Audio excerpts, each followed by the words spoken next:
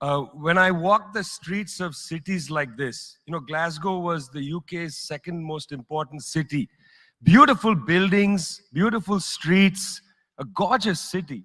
It had Red Clydeside in 1919, the uprising to create a Soviet in Scotland. But it was, crushed, of course. When I see cities like this, I think also about the other side of it. There's a phrase from Walter Benjamin: every monument of civilization is also a monument of barbarism. I think of the famines in Bengal, the jute workers in Bengal sending jute to Dundee through the Glasgow port. I think of human beings from Africa enslaved and brought from Ghana to the New World, and all those prophets getting sucked into cities like London and Glasgow. Between 1765 and 1938, the British Isles stole $45 trillion pounds from India, 45 trillion sterling from India. We never got paid for that. When the British left India, when we threw the British out, our literacy rate was 13%. So much for several hundred years of so-called civilization. Meanwhile, our landscapes were destroyed. Coal was foisted on India. You foisted coal on us. You were the ones that came and made us coal dependent. And then you left, and now you dare to condescend to us. When I listen to Boris Johnson, when I listen to people like Joe Biden, when I listen even more to Emmanuel Macron, all I can think of is how condescending you are. You condescended to us 400 years ago. You condescended to us 300 years ago. You condescended to us 200 years ago. You condescended to us 100 years ago. You're condescending to us today. You only know condescension because for you, colonialism isn't something that happened in the past and we defeated you. It's not that. For you, colonialism is a permanent condition.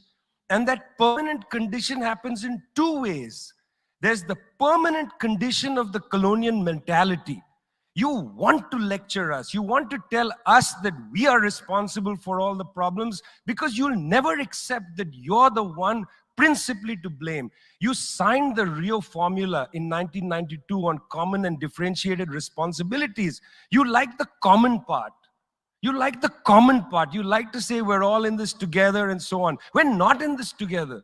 The United States, 4-5% of the world's population, still uses 25% of the world's resources. You outsource production to China, and then you say China is the carbon polluter. China's producing your buckets. China's producing your nuts and bolts. China's producing your phones. Try to produce it in your own countries and see your carbon emissions rise. You love lecturing us because you have a colonial mentality.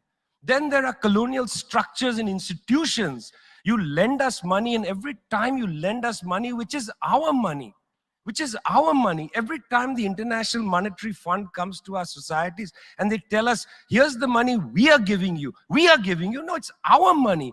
You give us our money back as debt, and then you lecture us about how we should live. It's extraordinary. It's not just a colonial mentality. It's a colonial structures and institutions which reproduce themselves year after year after year. And let me tell you something. The climate justice movement, not clued enough on this. The climate justice movement is a movement that says we're worried about our future. What future? What future? Children in the African continent, in Asia, in Latin America, they don't have a future. They don't have a present. They're not worried about the future. They're worried about their present. Your slogan is, we're worried about the future. What future? That's a middle-class bourgeois Western slogan. You got to be worried about now. 2.7 billion people can't eat now. And you're telling people, reduce your consumption. How does this sound to a child who hasn't eaten in days? You got to clue into this, guys. You got to clue into this. Otherwise, this movement will have no legs in the third world. No legs. Later, I'd like to tell you about the International People's Assembly, a network of 200 political organizations that we're setting up, rooted in the global south. We want to tell you what our issues are, but are you willing to listen? I don't think anybody's saying yay, let's stick with fossil fuels and let's develop through fossil fuels. At least I don't think that's the conversation. The conversation is the following. Who's going to fund the transition? And what will the transition look like? Do we want to modernize capitalism? Is that what the game is? I mean, the big corporations would like public finance to underwrite their modernization of capitalism. And I don't think that's a really good idea. Now, when we talk about climate finance, it's true.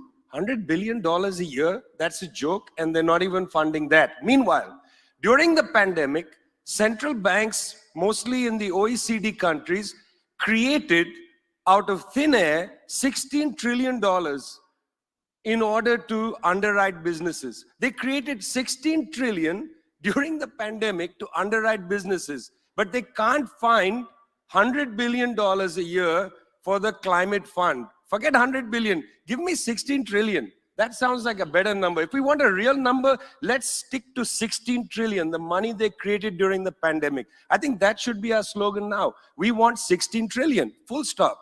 Secondly, it's not a question of funding alone, it's a question of technology.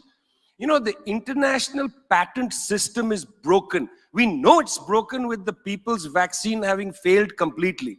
You know, patents is a way for companies to basically collect rent of our distress. That's what a patent is. It's a way for companies to collect rent of our distress. We need to destroy this patent regime, not only for vaccines, but for green technology. The technology has to be provided without consideration. Otherwise, we will not advance. So it's not just about finance, it's also about technology. Nobody wants to sit next to a big carbon-fueled power plant, but we can't make the transition without money and the technology, which is why the condescension is so infuriating, because the condescension comes without a real conversation about funding and about technology. Until that's at the center of the conversation, and it is never inside. When the big boys, when the so-called adults are talking, it's never the main discussion. The main discussion is pointing fingers. And I don't want you to point fingers at me, because I've seen that finger pointed at me and my ancestors. I've seen that finger wagged at us for too long. We don't want to see that finger wagged at us. We'd like to see that finger write a check, and we'd like to see that finger sign a law creating a new open source patent regime.